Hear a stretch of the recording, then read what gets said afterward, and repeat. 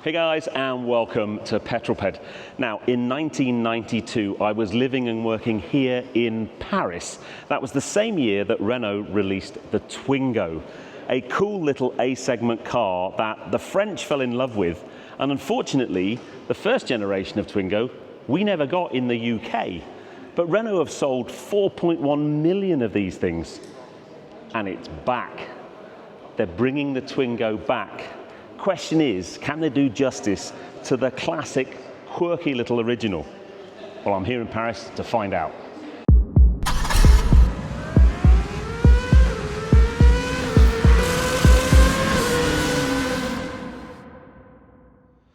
So, over recent years, we've seen a decline in the sale of A-segment cars due to added complexity and technology and cost of materials. But Renault still saw a huge amount of value in that segment, so they set themselves a challenge to develop a brand new A-segment car that was affordable and sustainable in less than 2 years and make it in Europe. Well, they did it. They developed this in less than 100 weeks. Now, we're not going to see it until 2027, but I'm here today in Paris to take a look around the all-new, reborn Renault Twingo E-Tech. I've got lots to talk about with this car. Let's take a walk round the outside first, because there are so many nods to the original first generation of Twingo. You can see it from the front straight away. The lights, it's like a little frog, especially in the green colour. You've got this detailing here, and it's really interesting talking to the designers. That is the main element for the headlights. You've got a daytime running light across the top, and then this is the main indicator section. But you've got the bonnet actually kind of as part of the light. And interestingly, this bonnet doesn't open. The only access you need is for topping up your windscreen wash, and that's done through this panel here, which again is another nod to the original Twingo design. It had this air vent on the front of the bonnet. Sadly, they didn't keep the single wiper, because that's one of my favorite features on the original Twingo. But the other thing, if you park your car in Paris, when I lived here, I was told never put your handbrake on fully, because people tend to just kind of push the car out the way. So they've got these two little overriders on the front, and there's the same on the rear. They're made of Starkle, the material that we see on a lot of Dacias. In fact, you see a lot of Starkle, that's the same. It's a recycled plastic, cheap to make, really good quality. Wheel-wise, so there is a 16-inch wheel option on the base model, but all of them are available on these 18-inch wheels. You won't see an A-segment car with a wheel of that size. It's a first, and I think it just makes the proportions of the car stand out beautifully. As we come along the side profile, little details.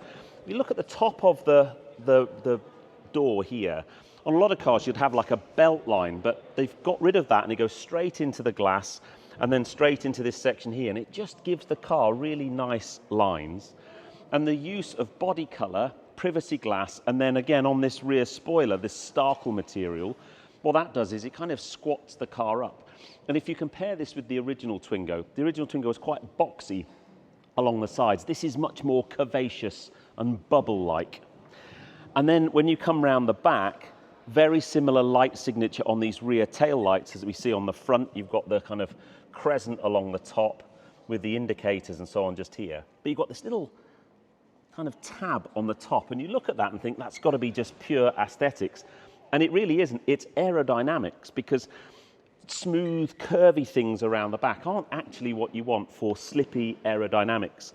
And they spent a lot of time in the wind tunnel tweaking the shape of this kind of spoiler around the rear window, and also adding that to give it a really low drag coefficient to make it as efficient as possible. And then you come around the back, you can see the little overriders on the back. And then the final thing, they've developed an entire alphabet just for Twingo, with inspiration from modern day things like PlayStation. You can see a little X there from PlayStation. You've got the location sign from Google. And there are nods all over the car for that. So let's talk about a few numbers. So the Twingo is just 3.7 meters long, and it's actually based on the Renault Group AMPR platform, which is the same platform that you find Renault 4 and Renault 5 built on. But they wanted to cost reduce as much as possible. The target price for this car is to start from under £20,000. And one of the ways they did that is at the rear axle is actually an adapted version of what you would find on the Renault Captur. It's a torsion beam rather than the multi-link suspension you'd find on the Renault 5 and Renault 4. Again, just to kind of keep the weight down. Talking of weight, we're looking at around about 1,200 kilos. Now, the Renault Twingo is the first car in the all-electric Renault lineup to use an LFP battery, a lithium iron phosphate battery, with cell pack technology. That reduces battery costs by something like 20%. Remember, the target was to get a sub £20,000 car.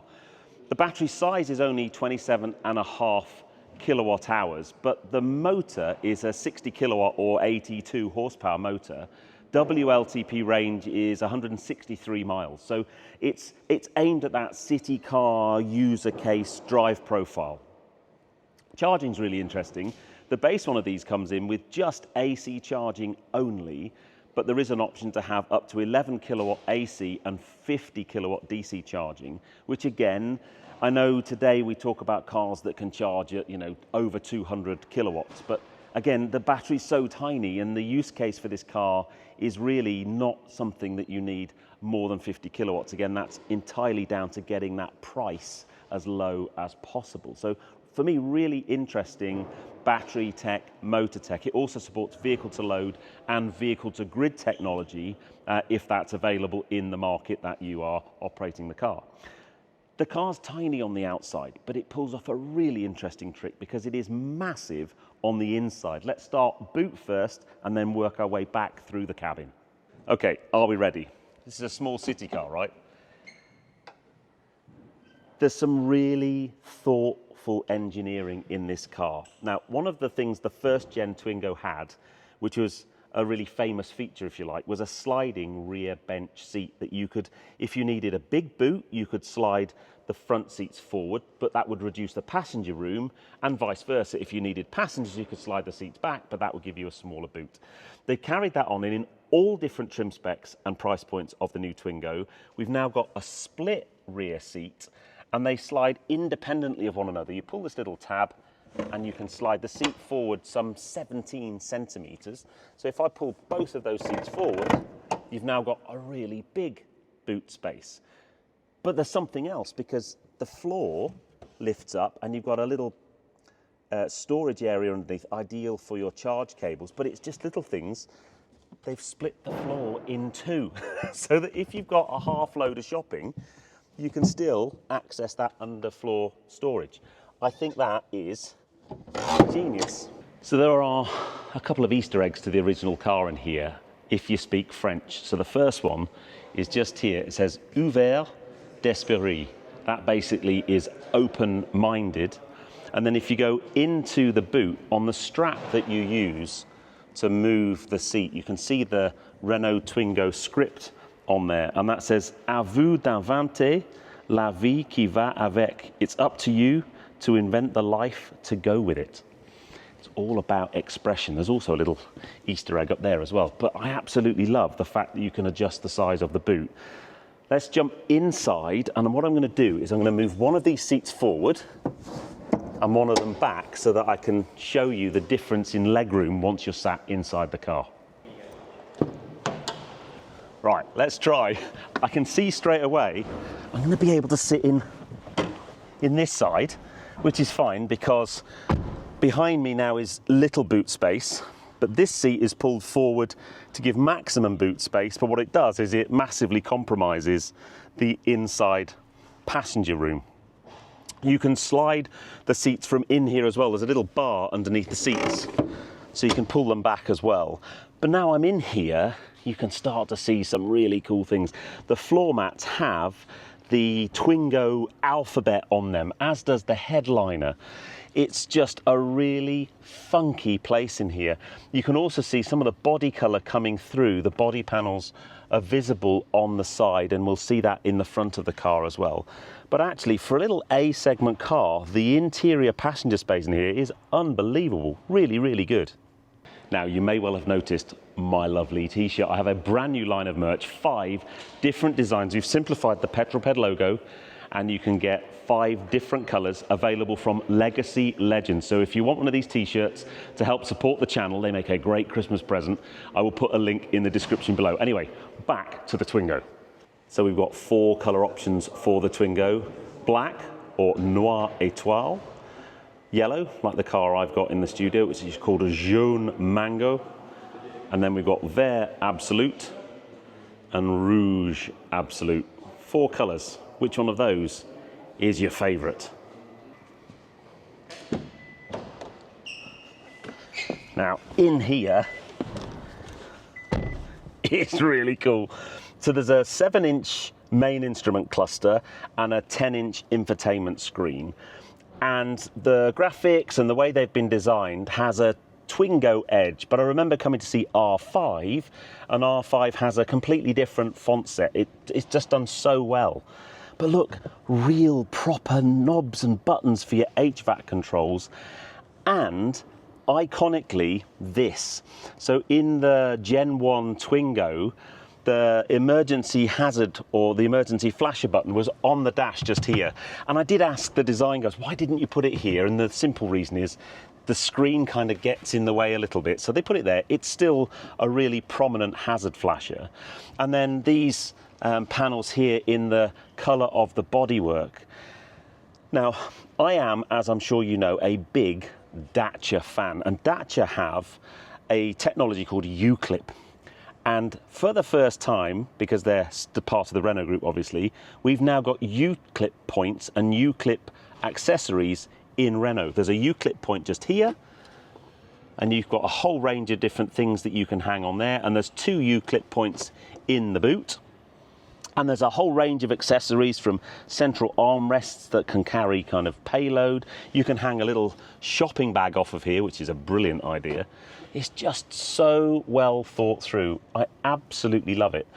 The main controls, the gear selector is again fashioned on that Chanel No. 5 lipstick that we see in Renault 5. I'm not actually quite sure what I think about that, but I kind of love the crossover. But yes, it's just a very funky. It carries on that that almost joy of the original Twingo into a modern day interpretation. And the interior and exterior design team have just done a brilliant job. I absolutely love it. Now, let's jump outside and I'll give you my final thoughts. So there you go, a quick walk around the brand new Renault Twingo E-Tech. What are my thoughts? Well, honestly, I don't know what they're feeding the Renault design team over the last 4 or 5 years, but they need to keep doing it, because they, for me, are smashing it out of the park. They started off with the R5. When you look at that from concept to production car, hardly any changes. Then came R4. I love that thing, brilliant. But this is almost making the R5 look a bit outdated. It's just so quirky. I think its big problem in the UK is going to be, we didn't get the Gen 1 Twingo in the UK, so there isn't that love for it as a car. It's not as well known. In France, this thing's going to sell like hotcakes because people will hark back to the original Twingo. But if you know, you know. And if you know your Twingos, you're going to look at that and go, that's cool. Like me, you're going to look at it and go, oh, look, the lights remind me of the first gen. That reminds me of the first gen. And you're going to look for the hazard light flasher. And what you're going to see is a modern day interpretation of a classic car done brilliantly. It's lightweight. It's as affordable as pretty much any electric car out there. Sub £20,000 it will start from. I'm sure if you put some spec on it and choose the right wheels and so on, it's going to creep above that. Full pricing hasn't been released yet for the UK market, so I can't give you any more details on that. But I just think it is fantastic. And I'm going to leave you with the kind of completely French thing. We're here in Paris, and this could be the last of the 3 Musketeers. R4, R5, and Twingo. I absolutely love it.